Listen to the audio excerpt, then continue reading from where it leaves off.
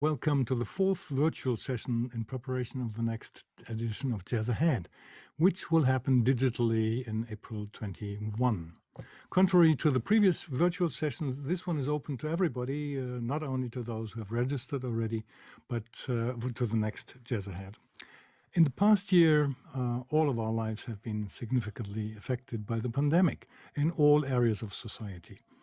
We all had to learn what it's like to no longer be able to play, listen to, or organize concerts. One of the main lessons learned is to move concerts to the web. Experience has shown that streaming cannot substitute the concert experience on site, though, but it can be a useful supplement. But is it also viable as a business model that serves musicians, promoters, agencies, and labels? And what might it look like in the future? These are some of the questions we want to address in today's session with experienced experts in this field. Let me introduce you to the panel. As always, we have prepared a fact sheet on today's topic and participants. You find that link to that in the chat area of this Zoom session only, not on the Facebook. From Berlin, we have Claudia Schwarz, strategic advisor and project manager for the creative industries. She's co-founder and vice president of Music Tech Germany, co-founder and board member of Music Women Germany. Claudia is furthermore dedicated to the promotion of diversity and inclusivity, particularly of women and music in music and technology. And she is founder and CEO of Pixie Sound, a blockchain-based web application that optimizes and expands cross-platform monetization for the creative content of audiovisual artists and provides new possibilities for artist discovery and artist fan connection. She will tell you all about that. Welcome, Claudia.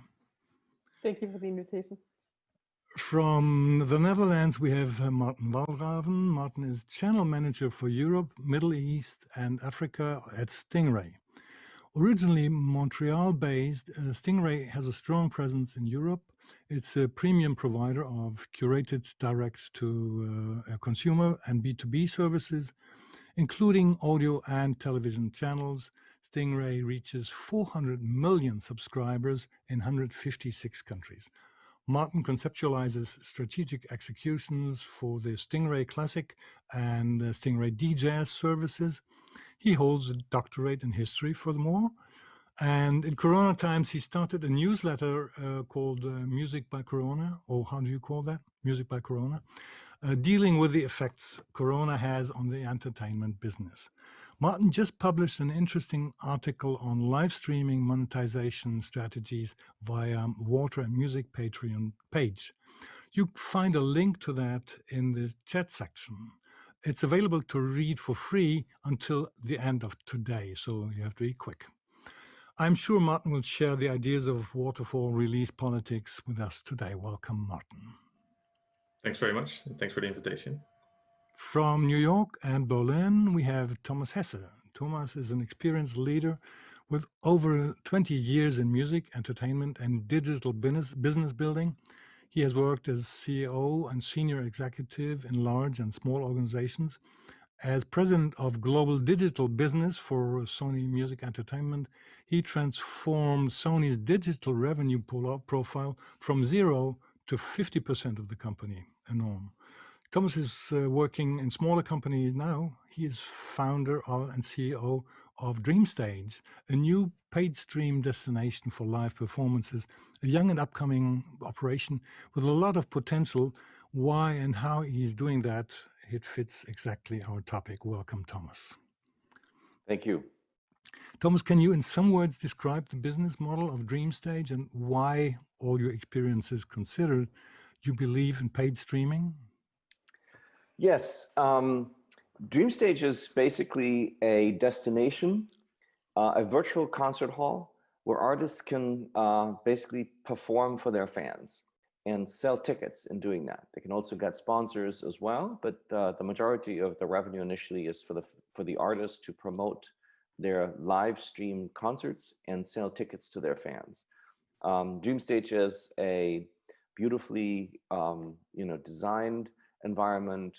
There's quite a few people who've come out with streams and the paywall, but I think DreamStage really caters uniquely to the music industry in terms of the user interface, in terms of the services we provide for artists, in terms of the bundling we do with tickets, for donations, for merchandising, for other opportunities. And we provide, above all, a super high definition audio and video signal that can be broadcast from anywhere to anywhere. So we've run concerts on the West Coast, on the East Coast, from Europe, and even from Africa that have broadcast all over the world. We sell tickets to people all over the world. And we think we're inventing and developing a new format for the live music industry that is here to stay and goes way beyond the pandemic. It's catalyzed, obviously, by the pandemic and people sitting at home and unable to go to concerts, artists unable to perform concerts, but we think it's a new format that will have an exciting future for the long term. Yeah, that sounds, as a supplement to the live concert, it's great, but this year it's even more than that. So the pandemic is the perfect time to start that. Yes, that is correct. Did you plan that before? No, actually, we didn't. I think the live music business has been very much unchanged for a very, very long time. It was just people playing in halls and selling tickets for that. And when I worked in recorded music, we really transitioned the whole transformation from physical to digital, and that has now turned around. The business is growing again. So we're very happy about that. But live music, I think, has an opportunity to transform and develop into the digital space in a fundamental way. And just like people are watching sports on television and also go to sports arenas to watch them in person, we think that there'll be a lot of activity. It's a great form of entertainment to watch live music and other live events on your TV screen, in your home, with all the accoutrements of quality, proximity to the artist, and interactivity. And it takes a lot of detailed attention to detail and technology to build a truly interactive space where you have reactions and actions with the audience, as well as the quality and the proximity to the artist that we can bring to your living room. We think this will be a new form of entertainment that will have a long-lasting appeal, both to consumers and to artists. Because artists, consumers can go to 2 games or 2 concerts a year, and then the rest of the time they can watch 6 to 8 concerts in the evening instead of watching another episode on Netflix. And for artists, they can go on tour 1 year, and another year they can go and perform on a digital streaming platform. So we think it's very complementary. It's, as most of the time in digital businesses, it's somewhat substitutional, but it's mostly an incremental new business that's being built here. And who provides the technical facilities? That's what DreamStage does? Yes, DreamStage is an integrated technology provider, ticket sales provider, and concert promoter. So we believe that actually having an integrated business that does all these things is very advantageous, and making it a destination to the fans, so that there's always something going on. We want to be a Netflix for live performances. You go there and you check out and there's something there. We don't want to just be a B2B service that helps this artist over here and that artist over there, and it happens on this or that website. But we'd like to consolidate it into one great consumer experience, a little bit like Spotify or Live Nation or Ticketmaster, people like that, consolidate sort of the experience so that for the consumer, it's a destination they can go to. But it's bound to live performances, right? Live, we do live only. Yeah. Yes, we're very much Live focused only, on yes. live. Mm-hmm. Yeah, because the problem would be to if you record it and do it on demand, this would be legally different. No, I think we have the ambition. We've started with live only. We're looking to include repeat performances within 48 hours or even beyond that. But then you get into recorded music, which is a different set of rights, as you know well. So we have very good relationships with all the labels. I used to run that department worldwide for Sony. We know the people, the colleagues at all the labels, and the publishers. Once you start repeating, you have to get into licensing the recorded performance as well as Yeah. most likely getting a sync right directly from the publisher. When you just perform the live event itself, it is principally a PRO issue. Okay, what's the share of artists in the revenue of your We typically performances? give artists 80% of the net revenue. So it's the bulk of the revenue goes to the artist after deducing the PRO fees or any marketing that we might have to incur as well. And the entrance fee is rather high. It's a high fidelity and high end. Yes, I mean, we don't entry. do, yeah, what we don't do is don't do these we call them robe concerts, bathrobe concerts, basically, which is what people did at the beginning of the pandemic. We do proper productions in proper studios or in proper venues, and that gives us a reason to charge for the event. It's important that the event is an appointment TV kind of opportunity. It's like all the fans should be there. It's the ideal moment is when the artist releases new music or the artist celebrates like 30 years of the band or, you know, a major event and puts all their love and attention into it. And then I think with the chat panel on the side, with a watch party on the other side, with all sorts of features that really bring the fans together, it becomes a social opportunity for the fans to be there.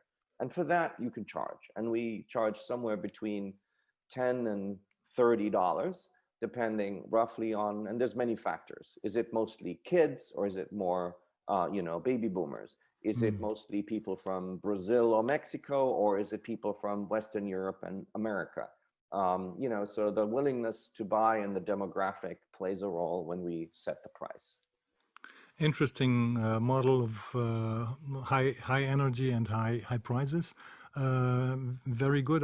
We are involved with the Zenisa as well, so I know what I'm talking about. Martin, you just published a remarkable article on live streaming monetization strategies. To which conclusions did you come? I mean, people can see the article and read the article. Can you outline the waterfall strategy or the film industry as a role model for live streaming? Yeah. So basically, as you were saying, right, we've all started live streaming. One of the major issues is that none of it was of very high quality, as Thomas was just explaining with his bathrobe. Everybody knew what he was talking about, right? We all see the DJs in their bathrobes. And the other thing is that everything was free, which was also quite problematic.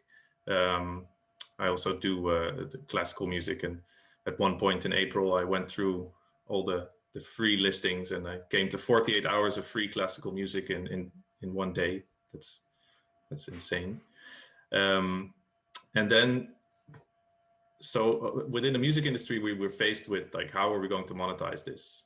And doing a proper live stream, high production quality, you know, offering artists and their fans this proximity that they crave. It's expensive. Can you know, manage to recoup that investment and maybe even make money by just doing it live once? Or should there be a kind of waterfall that the video will go down into other distribution models, reaching different audiences, making different kinds of revenues? And this is not new, right? I mean, this exists. The film industry has been windowing since the 1940s, the 1950s. And what they do is they put it out in the theater, in the cinema. Then it goes out into DVD, you know, 7 to 9 weeks later, and so on and so forth. So what Sherry and I tried to do is, so Sherry, who runs Water and Music, what we tried to do is to kind of see if we can take that model and put it within the music industry. And one of the interesting things is that what the pandemic accelerated in the film industry is that all these windows are decreasing, right? They're all shrinking to the extent that HBO Max has announced that in 2021, everything is going to be in theater and on HBO Max at the same time. I mean, yeah. Whereas in the music industry, we need windows. So we need to start expanding and thinking about, you know, what to do. And so when something has been on Dream Stage, or, you know, if you look at some of the major live streams like Dua Lipa, can she do this again in April? And can it then go on to streaming services as VODs, you know, whether it be something major like Netflix or an Amazon Prime Video, or whether it's something more dedicated like Stingray Quello. There's so many opportunities there. To for the waterfall Yeah. strategy. Yes, right. Claudia, do paid streams help to improve the creative environment and serve the underlying economic infrastructure? Do you know of any other models than the ones we talked about so far already of getting people to pay for streamed live music? Other business models, you mean, or other platforms? Yeah, platforms. Platforms. I mean, I think it's because this is a jazz focused event, I guess, or kind of catering to that audience. I think the most important question is like, do you know your audience, or can you find out more about who your audience is, who your fan base is? And that, I think that determines what kind of platform is the right platform for you. And I think that's true for, not only during the pandemic, but I think in general, that you need to adjust, your marketing strategy, or potentially even your artistic sort of endeavors, depending on the changes all around you. So that's always something that we kind of like to use the term entrepreneur. So that's a combination of artist and entrepreneur. So I think a lot of the ideas of marketing optimizations are taken from the playbook for entrepreneurs. So starting, viewing your own career sort of as a startup or as a growing company, and then readjusting your models accordingly.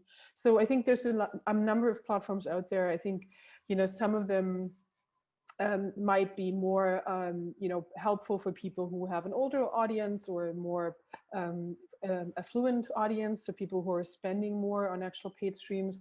I think what's definitely the most important message during this Corona time, which is not prepared. I mean, like a lot of artists were not prepared, a lot of the industry wasn't prepared to go online this quickly. So that was an opportunity missed in the past years.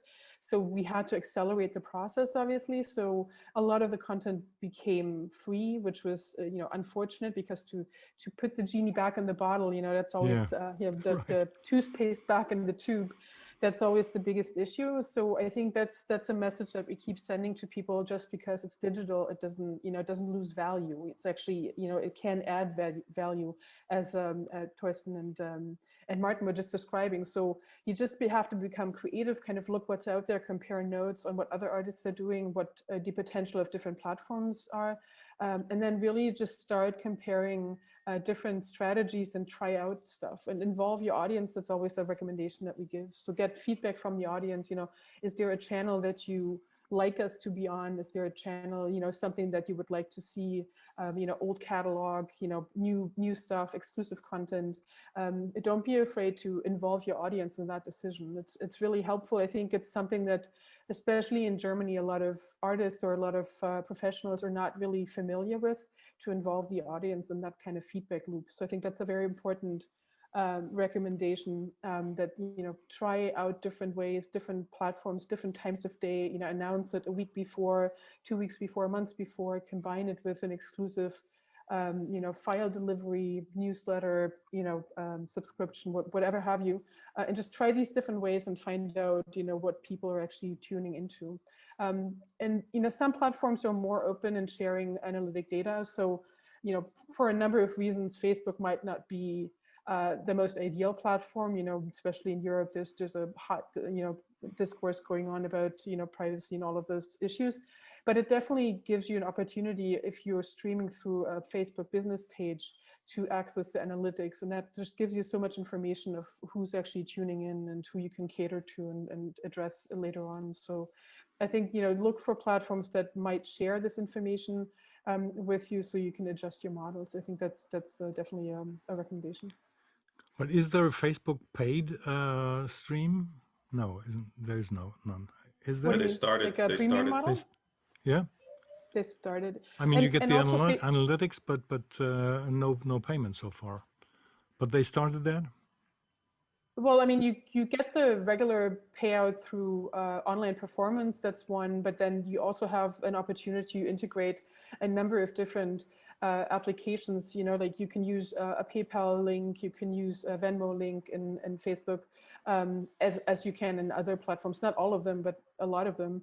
And also Facebook included a new fundraiser page. So that's an opportunity to actually, almost like a Kickstarter campaign in the startup business, you can really promote your endeavor, you know, you've like your next upcoming project, and you can get people involved in actually contributing to finding the finances to start, you know, recording a new album, or start a VR application, or, you know, something else that you're excited about as an artist. So there's a number of opportunities where, and I think that's very smart on Facebook's behalf to not kind of push people out of the platform, but actually keep them in by offering a service like that. So Facebook fundraiser page is really interesting. You should look into it. You definitely need, as an artist, you definitely need in a lot of ways help to optimize these marketing strategies and start a fundraiser campaign, because that's not, you know, just by starting a link like that obviously doesn't have the money pouring in by the minute. So you have to cross promote that on all channels that you can.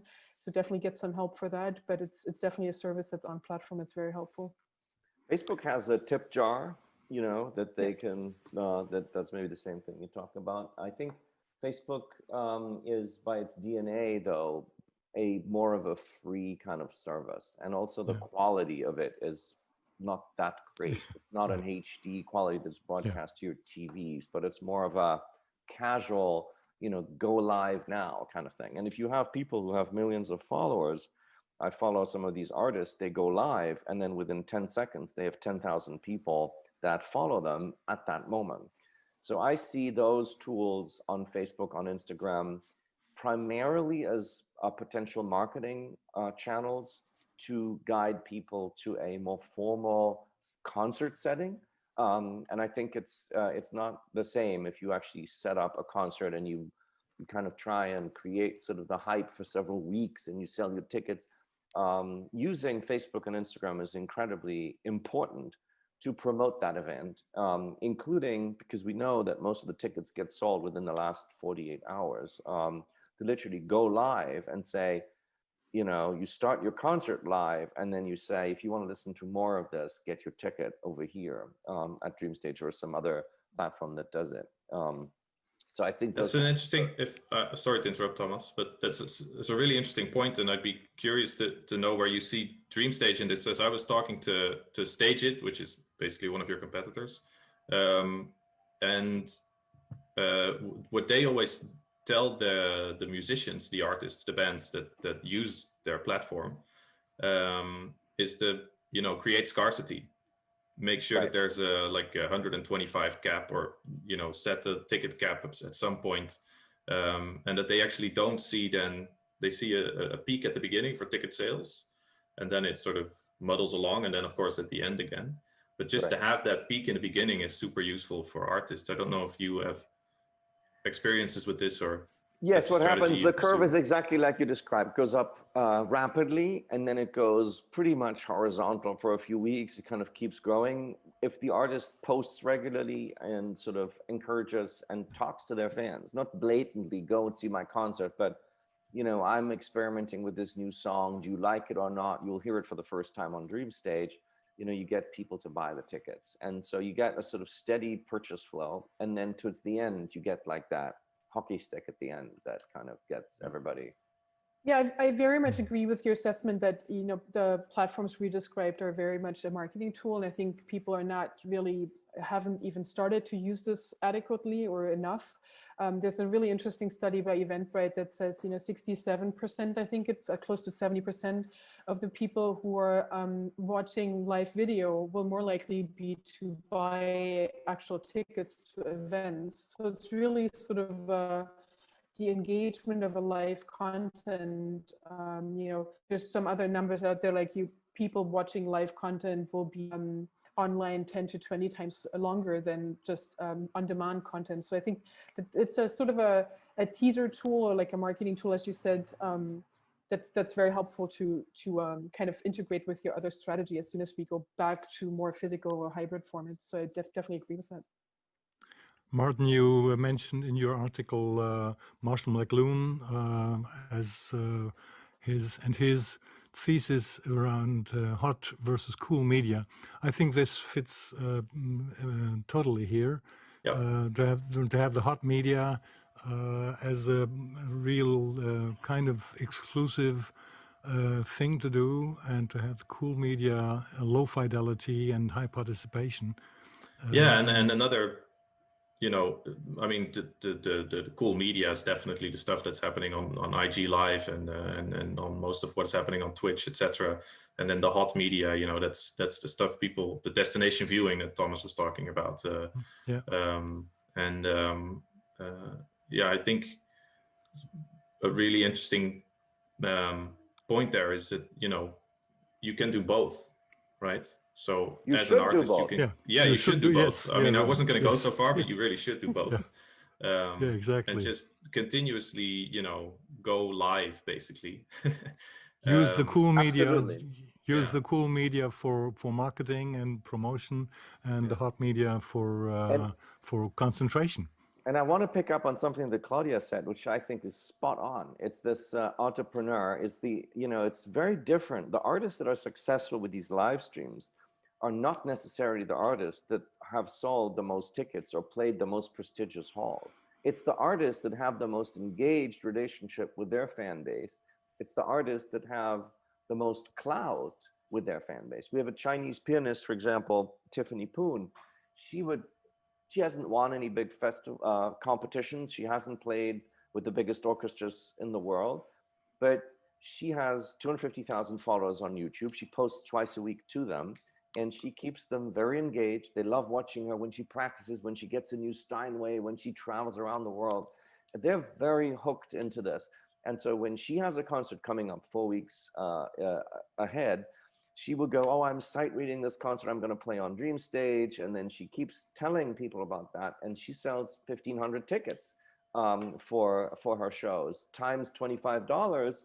You know, it's like $35,000, you know, in revenue for a relatively unknown Chinese pianist, but who has a good following and is very active with her fans, you know. So I think those are the artists that will succeed in this new form of entertainment, that are great musicians, but they really know how to choreograph, how to use the hot cold media that you guys mentioned, and how to ultimately drive it to an event that then pops, and the fans have to be there, and there's like this great excitement. I love these chat boards at these concerts where the fans just express their love and gratitude and enthusiasm about these musicians that they love, and they're in the same time continuum. Even if the artist is at the other end of the world, they're sharing that moment together, and the artist can respond to their comments. The artist can be. So I think this is very exciting as a new form of entertainment. And I true. agree, Thomas. Yeah, sorry. And it's true for different sorts of music. You can do almost any sort of music. Martin, you once wrote, I love thinking about how we bring music to people and what role media can play in that. Each music attracts its own niche audience, attracting in turn its own niche needs of distribution and consumption. So from any niche, if you follow certain rules that Thomas just mentioned, you might be successful in the niche, and the niche gets bigger, right? Yeah, definitely. Yeah, and I mean, if you look at jazz, there was a lot of talk at the beginning of the pandemic and all the assorted lockdowns that jazz was totally unsuited for live streaming, but it's not, of course. It just has maybe a different set of rules and a different way of engaging with your audience, and but it's super attractive to watch jazz live. I mean, it's and the technology is developing always to help artists portray themselves in a way that's what Stingray DJs does anyway. I mean, you do the live streaming a lot. You stream Jazzahead as well, as for the last couple of years, and that's a niche, no doubt, but it's a niche that can grow. Yeah, if you take it worldwide. Definitely. Do you have your own paid streaming service, Martin, on Stingray? No. You want to work on? Do you want to launch a series of concerts on Dream Stage? Yeah. But yeah, so we Good would be idea. further down the waterfall, right? If Dream Stage is at the top, then at some point it comes to our SVOD services or our TV course. services. Yeah. I love your concept of the windowing. I think it's fantastic. I've always said the music business needs windowing. And in many ways, what you're saying is the Dua Lipa concert will go from a pay-per-view to an SVOD, and maybe one day even be on cable networks somewhere, broadcast. I think there's another aspect for the windowing that is, I think, highly relevant, which is that when artists just release new music, they used to do launch parties. And then they would go on tour, right? And they would play that music on tour, and they would sell records and so on. Well, I think that there is this windowing idea for new content in a pay-per-view event to the fans. That's all hyped up, you know, and that's why I think we're only at the very beginning of doing this right. What's happening right now is you've got musicians and their agents, and the musicians aren't on tour, and the agents don't make any money, and they're desperate to get their hands on some money. So they go, and there's a bunch of streaming platforms that are popping up, and they're funded, and they all want to get some audience. So the agents call around and say, "Do you want this artist? What's your offer? What's your offer?" And they call everybody and get the offer, and it's viewed as a one-time thing. But I think the way this should really work for me, coming out of a big label, a big major, where we have huge marketing resources associated with the release of new music, is to have the new music performed in a pay-per-view event before it goes on Spotify. And then when that music is performed, it pops, the fans can hear it for the first time. And then it goes on Spotify. So it's the music itself that's windowed as much as the performance itself that is recorded and then gets windowed further down the road. It's part of a bigger marketing opportunity. And then what Peter said earlier about or I think it was Claudia who said, do we share the names of the fans? I'm a huge proponent of super fans drive all the business in music. It's the 20% that consume 80% of the music that allocate all the revenue on Spotify. And those fans are very important to the artists, and we share that data with the artists or with the label. Facebook would never do that, and so I think. But even get them involved, get the super fans involved in the process of the event. I think that's the Sure. similar. I think we can take a lot out of the playbook of influencers these days, and this might be interesting to convert this idea of influencers to an age group that's a little high, a little older for jazz. But it's an interesting concept, nevertheless, I think, to involve, people who are super fans to spread the word and kind of keep them involved and engaged. But what I wanted to add to what we've discussed, or what we've discussed the past couple of minutes, though, is it's sort of a luxury to be discussing on this high level of, technology and what's available and kind of these multi-level window strategies. But I don't know who's listening in on the stream now, but a lot of artists they just don't have the knowledge, they just don't have the network, they just don't have the resources to pan out these very, the sort of very elaborate schemes of how you market your music. So I think we need to address this as well, like as a community, like how do we help artists who are at the beginning of their career or who do not know how to navigate sort of this tech space and still participating in it and not miss out on the opportunities. And especially now that, the opportunities for a sort of a more traditional model have almost disappeared, right? So I think that's for us, at least, that's sort of at the core of what we do at Music Tech Germany. We try to connect sort of the more traditional music industry artists, and people who are starting in the business with the music tech community. And but there's so much information out there and so many possibilities that I think it's at times overwhelming for artists to find their way and figure out what the best strategy is and who's actually out there to help them, grow their career and kind of grow as an artist. So I think that needs to be addressed somewhere, maybe not on this panel, but I think that's an important question on how we make this information available. Yeah, and I think one of the good things about jazzahead is actually that this is a big focus for them. They're always very much focused on the artist and making sure that the jazz musicians that come to jazzahead come away with like a solid step-by-step guide to how to do this, basically.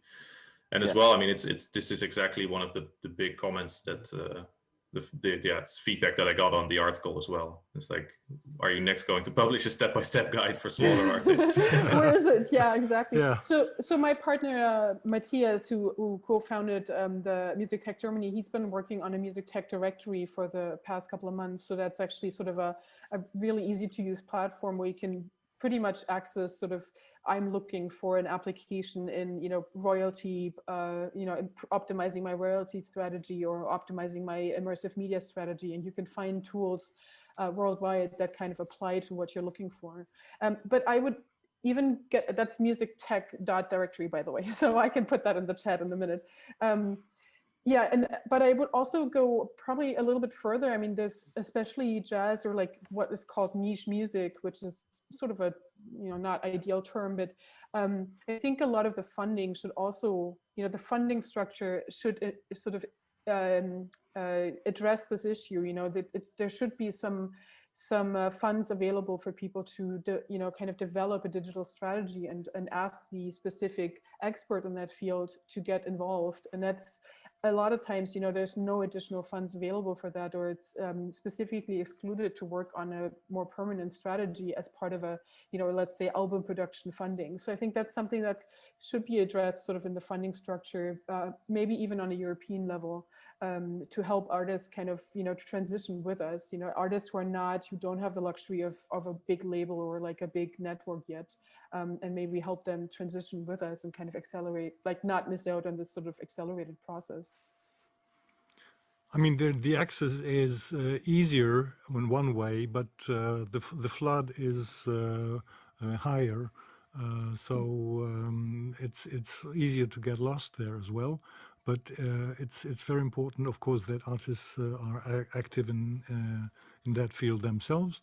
But of course, that's a new field of work for all the managements as well, and all the agencies who want to bring their artists through. No doubt. What about the rights implications for live streaming? You know, we already started talking about that for the live versus recorded music situation. But if you have the live concert more longer than that's just the live transmission, what does that mean for the rights situation, Thomas? I started to talk a little bit about it. If you just have an ephemeral stream that pushes through a live performance in real time, you need the licenses from the performance rights organizations. In the US, that's ASCAP, BMI, CSAC, and GMR. You know, and then every territory has its own set of PROs. So there's a significant effort in when you build a business like this to actually get these licenses from all these PROs around the world, depending on where your audience ultimately is. And we've embarked on that effort in terms of getting those licenses cleared country by country. Are you, sorry again to interrupt, but do you really have to do it country by country, or is there an option to do like a global pan-European license? I think it has to be done country by country. It's a long, complicated process, but you know, it can be done. It's just a matter of having the lawyers go out and get the licenses. And then there's the repeat performances that Peter mentioned. If you want to do a 48-hour repeat, I think a lot of people just do it without even asking anybody. But I think it's very risky because, you know, you should make sure you get the rights. So if the artist is not signed to a label, and if you're playing Mozart, it's not a problem because it's you know, it's in the public domain, and the artist can just sign a piece of paper saying, you know, I'm giving you all the rights. The artist can always do that and give you all the rights, but then the responsibility is with the artist to get it. I don't think there's a big problem with this right now because all the copyright administering bodies are all supportive of artists, and they don't want to like rein in the small jazz artist who's just doing a concert for 100 people, they're not going to go after him with a sledgehammer. You know, that would be, I think, both inhuman, not good for their PR, and not the right thing, particularly in times of Corona when artists are so hard hit. But ultimately, for the long term, we need to find solutions. There's a huge debate in the UK about PRS and their PRO requirements. They're asking 15% of the revenue from an artist performing a piece. This is particularly relevant, I think, for jazz too, where you keep performing pieces that you may not have originally composed yourself, but you play a variation on Rudolph the Red-Nosed Reindeer, and now you've got to give 15% of the ticket price through PRS to the original composer of the song. That feels, to me, feels very high. I think anything between, I don't know, 3 and 10%, I think feels maybe reasonable, but once you're getting into those double-digit numbers, and then the label says, well, if you have a recording and you want to repeat it, we want to get at least the same. So now you're like 15% to PRS, 15% to the label. You know, that's a huge expense for people who have not lifted a finger to make this whole thing happen. So I do think we have to compensate our rights holders, and this will all find its, obviously, and I'm a big fan of that, and I've lived my entire life as a media professional relying on intellectual property and making sure that rights are compensated. But you know, you have to find the right balance always. And the balance is not yet there, and it's like the it's a Wild new West in a field. way. It's a new topic. It's a new field. I think we're all there. We want to help the artists. We want to develop a new form of entertainment. We want to do it right. We want to play by the law. We want to make sure everybody gets compensated. I think it'll find itself its way, just like digital music has always found its way. You know. I mean, the advantage of the digital space really is that you can track who's been using what content, right? Who's been consuming what kind of content for how long, you know, what area, if they're repeat, you know, consumers. So I think there's a lot of opportunity there, especially, you know, consuming in the digital world, to really share, like make sure that the revenue actually gets to the artist and potentially gets to the artist in a quicker way than it has been, you know, traditionally. So I think there's a lot of opportunity there, but it's really a question of how quickly can PROs or similar companies or similar institutions sort of adjust to this transformation? Can they keep up? Are they willing to integrate these technological, you know, the potential of technology? And that's, in the past couple of years, you know, that's always been a little bit on the we'll see kind of side. You know, it's not quick enough. And coming from a tech space, obviously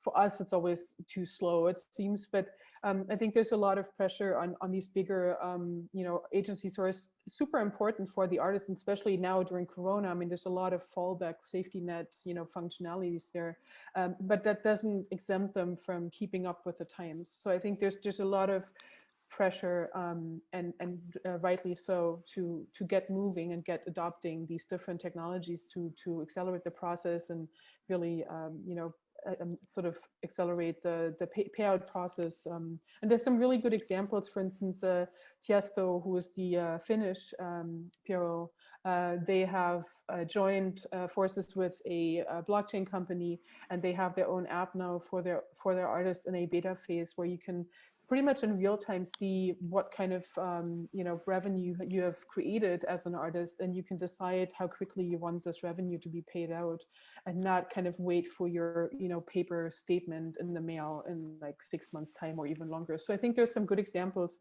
from these type of partners who've kind of really made a point in adopting innovation and innovative technology. And I think that's something that we as a community need to push more, that's the case. In what way blockchain services can accelerate this process? That's what you are specialized on, Claudia? Well, it's not so much necessarily blockchain. It's a very, you know, complex concept that I think it's not, you know, necessary to go into, but it's more on the side of micropayments. So you can, whether you use blockchain or other technologies, you can document who's been using what and who's been accessing what kind of content through which platform. And that kind of piles up in your virtual wallet pretty much. And you then could decide as an artist, 100 euros, I need that to fill my fridge because I'm going through a rough patch.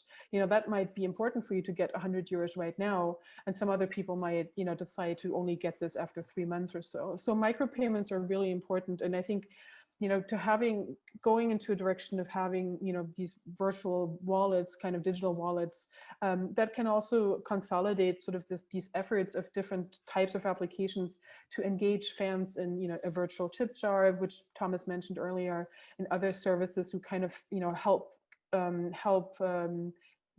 or give opportunity for fans to help the artist out, during a rough patch, or if they're trying to, start a new project or so.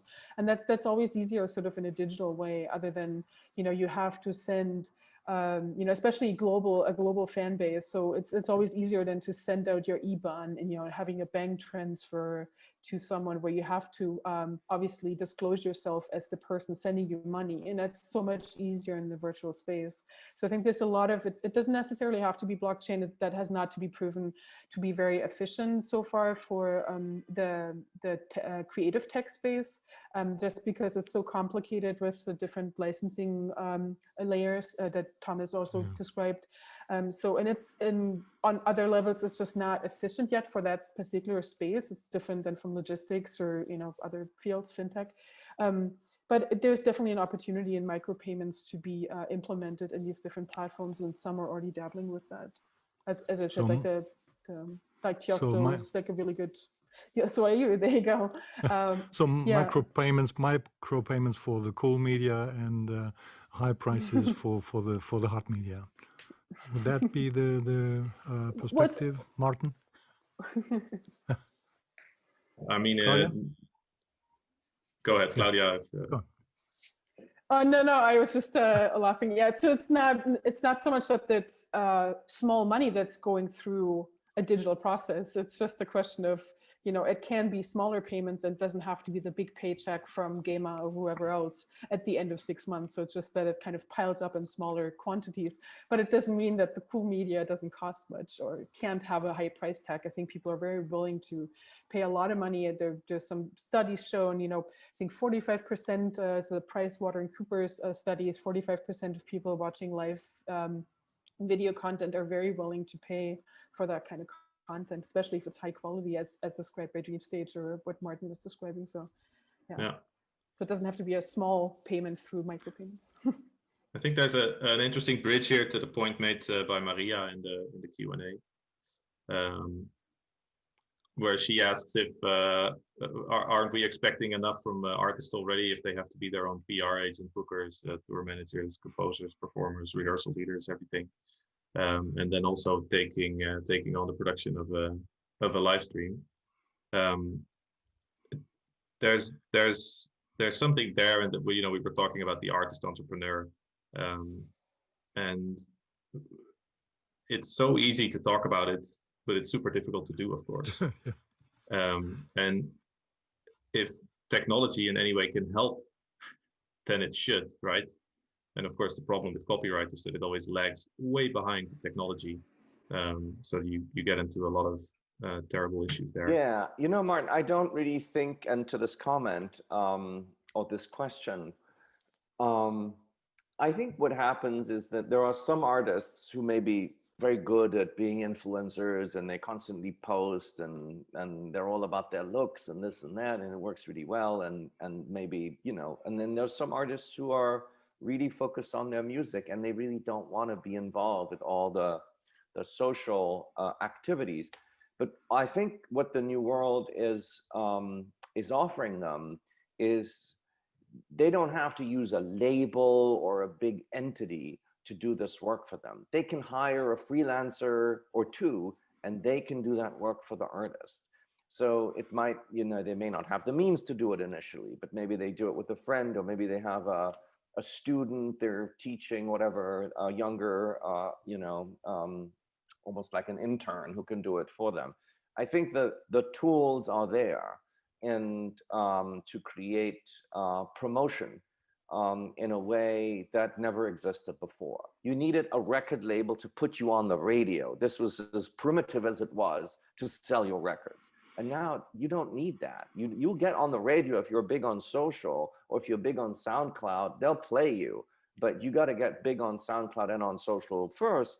And yes, a label can help you do that, and they have teams to do that, but it's not necessarily the most efficient way to do it. You could do it yourself if you know how to do it, or maybe you hire an intern who's like 18 and they can do it for you and they can help you doing that. So I think we have a music industry from the two biggest opportunities in music that I see after we've really transformed recorded music and the whole model there for making money are in marketing and in live.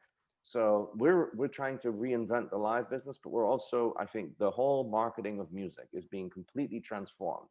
And the amazing thing about this new world is, you know, you can do it. You can just do it yourself. If you're smart, if you have ideas, if you can tell stories, it's all like all marketing. It's about storytelling. If you have an interesting story to tell and you have you tell it with interesting visuals and you catch a moment and you catch a demo and you can just do it. And I think that's a very exciting time where anyone, it's the best, the tools are all there, and then you can perform live on DreamStage, and then you can release your album, and you can do your music on SoundCloud, and then you do it through other indies, and Chance the Rapper and others have shown that this can work at the highest levels, you know. And then I mean, one day Sony will come around and give you $1 million for your thing. But by that time, you may not need that label anymore. I don't want to. Right. I don't want to talk negative about labels, and I love labels, and I've lived at labels. But Thomas, I have to come back to this point of accessibility, you know, and I think it's always sort of moving upwards and really making, you know, being successful, you know, having access to success or being successful, becoming successful, is always the question of accessibility, like access to education, access to these tools, access to a network that knows how to use these tools, and that's not very different, I think, from, you know, let's say the 50s, where you had to know someone on a label, you know, on a label level or in management to get ahead. It's different, and it's a lot more, you know, accessible through like online, just, you know, online resources, but it's still, you know, especially for marginalized artists or marginalized voices, and for, you know, what's called niche genres, I think it's still difficult to take what you see online and apply that to your particular career or to your particular space. So I just want to, I want to iterate, like sort of emphasize this point, because I think there's really a new type of sort of support system that needs to be in place, who is knowledgeable about these technologies. And there's just not a lot of people out there. There's just not, you know, there's different types of people who know tech or who want to be in the tech space because it's sexy, but who don't know the music space or who don't know anything about copyright. So I think to bridge the gap between sort of the startup community and give them knowledge or provide them knowledge from, you know, senior people or senior experts in the music industry, to actually develop technology that applies to the rules, you know, that whereby the music industry plays, that's an important step. And it's also important to give access or connect these communities to really help artists to understand like what the opportunities are and how to bring them in motion. And to the question of Maria, I'm not really sure. I mean, it's what she does as a living. So as she said, I think she's an organizer for events, but I think it's very similar, you know, organizing a live event or like like creating a live event that's successful. It's very similar to just creating like a really comforting environment for an artist to play live in a physical space. And people talk, like, it's, you know, if a platform is not intuitive, if it doesn't help, you know, the artists who are trying to, you know, promote their music online on that platform, you know, that's the same way that I think a physical location people will talk and say, you know, their sound person is, you know, misogynist, or their catering is not good, or they, you know, they didn't give us enough time to rehearse or whatever. And I think that's the same for technology. So I think it's really the applications and the platforms that need to provide that kind of service to make the artists feel at home, even though the artists very much depend on the platforms. But I think it's a two-way street. So I think it's not all on the artists. I think there's a whole, as I said, like a whole new support system. There's so many virtual bookers now out there. Definitely, yeah. build But I groups. think Moreover, what if I'm you- saying is it's a more decentralized support system, and For there sure, are yeah. very fewer barriers to entry. I think that's the great thing about and it. one of the great support systems, and again, this has been accelerated in 2020 massively, is the relationship between artists and their fans, right? I mean, we talked about the super fans earlier, but there are so many ways for you to flip the value proposition and not be dependent on, you know, going to on a tour and getting your money from someone else, but you can just get the money directly from your fans in so many different ways, by going live, by selling merch, by giving them experiences, by giving them access to your music, to your stems. You know, there's a ton of stuff that's possible, and I think that's one of the major support systems that. And in many ways, it's almost more a generational divide, because I think my kids, they're 18 and 17, and they live on these devices. I think they have friends and followers. They have a facility with this world. I think it's maybe a little bit harder for some of the artists that have been around a little bit longer and don't have that facility next so much. Maybe you agree with that, Claudia?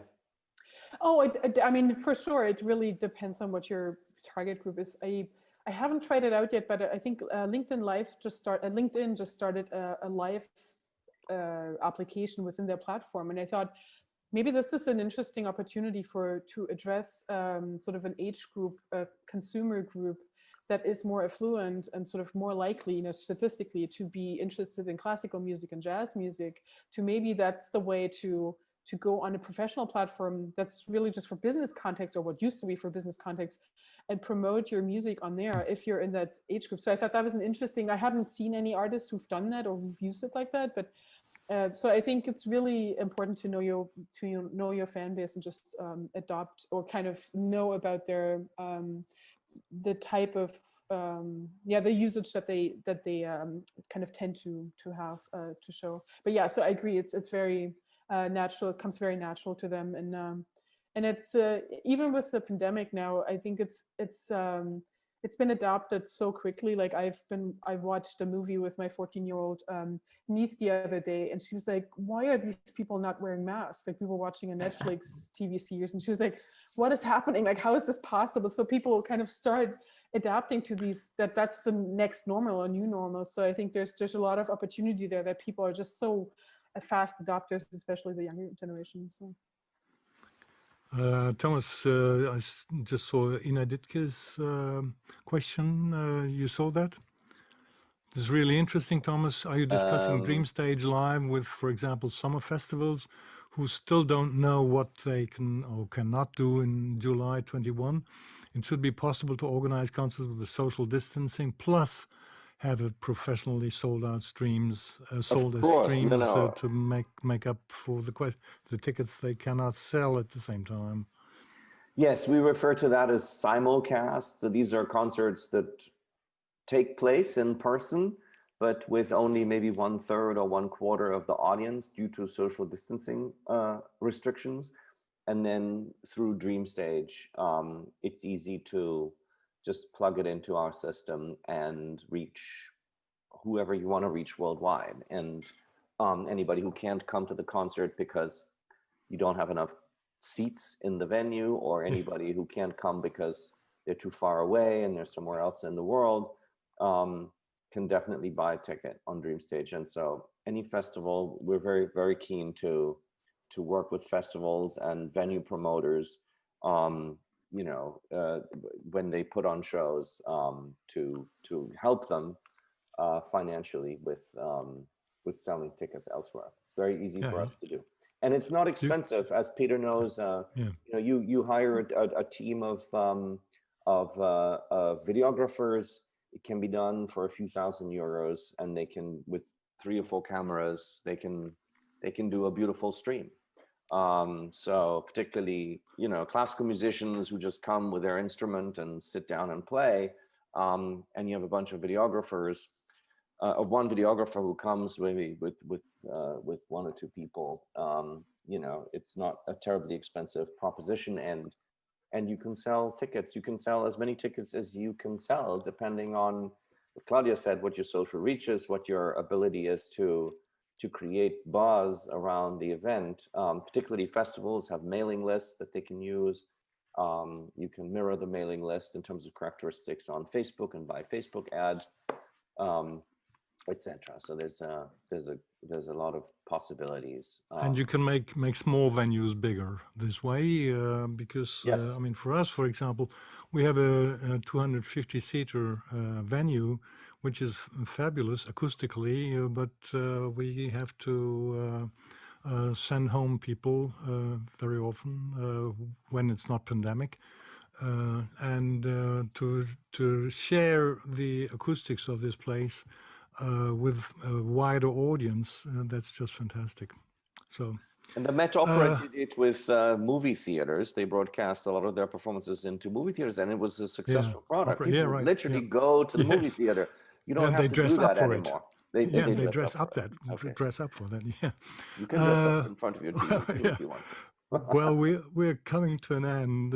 It's very interesting to discuss that with you. We're still in the midst of the pandemic, in total lockdown right now in the Netherlands and in Germany alike, and nobody can predict what's the long-term effect of it will be. It's for sure that streaming cannot replace the spiritual experience of a live concert on site.